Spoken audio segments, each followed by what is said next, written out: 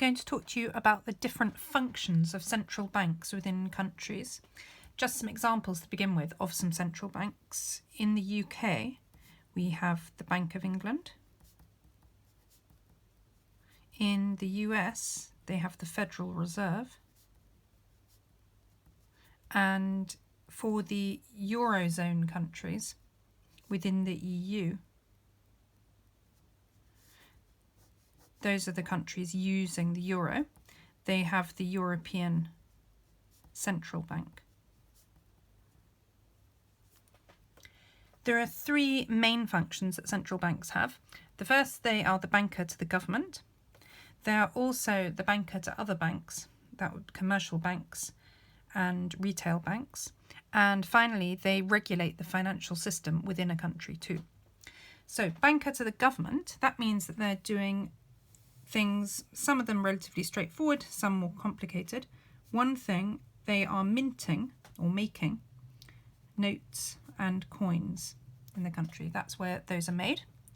Another thing that they might do for the government is they may issue bonds.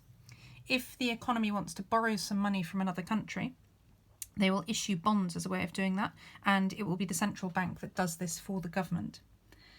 Another thing that they will be doing likely is setting monetary policy. In the UK, this is done by the Monetary Policy Committee, or the MPC.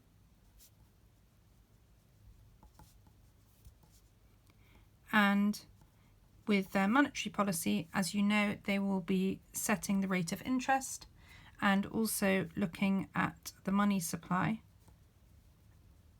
For example, they may be putting in place quantitative easing. Other things that they might do, they may influence the value of the currency. They may buy and sell the country's currency, but also currencies of other countries so that they can affect the exchange rate. This is done a lot, for example, in China, where their exchange rate would have been much stronger because of all of their exports. But what they have done to counter that is they have sold a lot of their currency, sometimes actually by buying bonds, for example, in the US, as a way of increasing the supply of Chinese yen in the world, and that has decreased the value of their currency.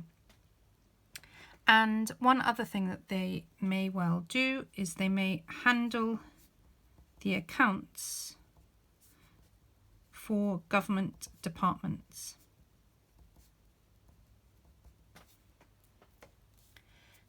The next thing they do is they are the banker to other banks in the country. These might be commercial banks or retail banks within the country, and they will be doing a couple of fundamental things for those banks within the country. The first thing is, at the end of the day, they may do some lending to banks.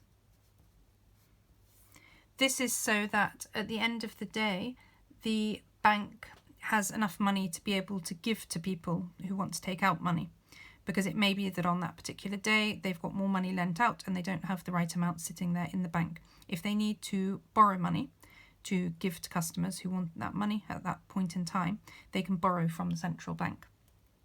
The other thing that they are is the lender of last resort in economies.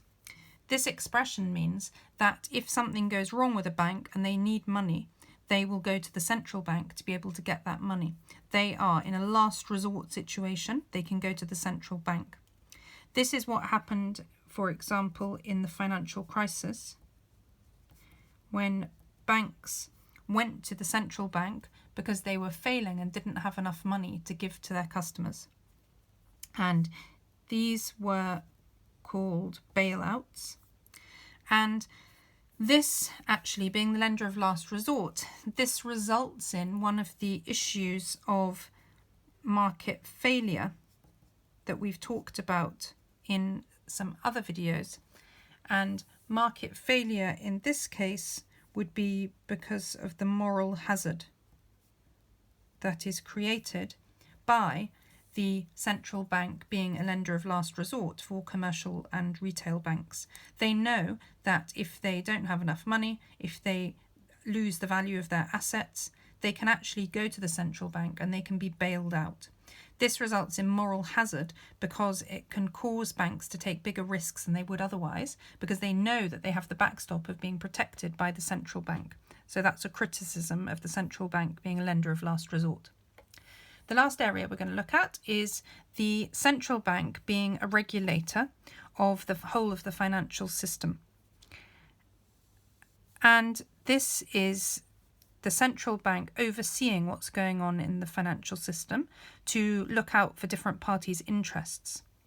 The first thing here is that they are protecting consumers' interests.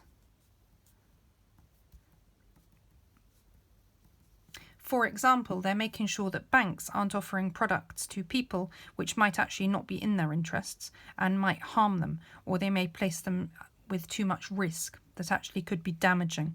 What the central bank would do they would limit the different products that can be offered to different consumers. For example, there are certain financial products that can only be offered to what are called sophisticated investors, and they can't be offered to just everybody. You have to have a certain amount of knowledge about financial products to be able to buy those ones. And the FCA is the Financial Conduct Authority, which is a regulator in financial markets. They're one of the bodies who look at these things to make sure that products aren't harming consumers. Another area that the central bank will be regulating on is ensuring that risks are limited that are being taken by banks, that they're not taking huge risks which, if not limited, may result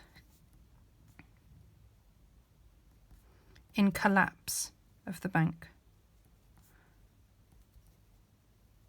And if there was a collapse of the bank, we call this systemic failure. This means that the banking system, the financial system, fails, and that's really detrimental to the whole of the economy. So what the regulator is doing is that they're limiting the risks that can be taken by banks, so there's less likely of these banks collapsing, and there's less likely impact and possibility of systemic failure, because that would have a knock-on effect in the whole of the economy for all economic agents.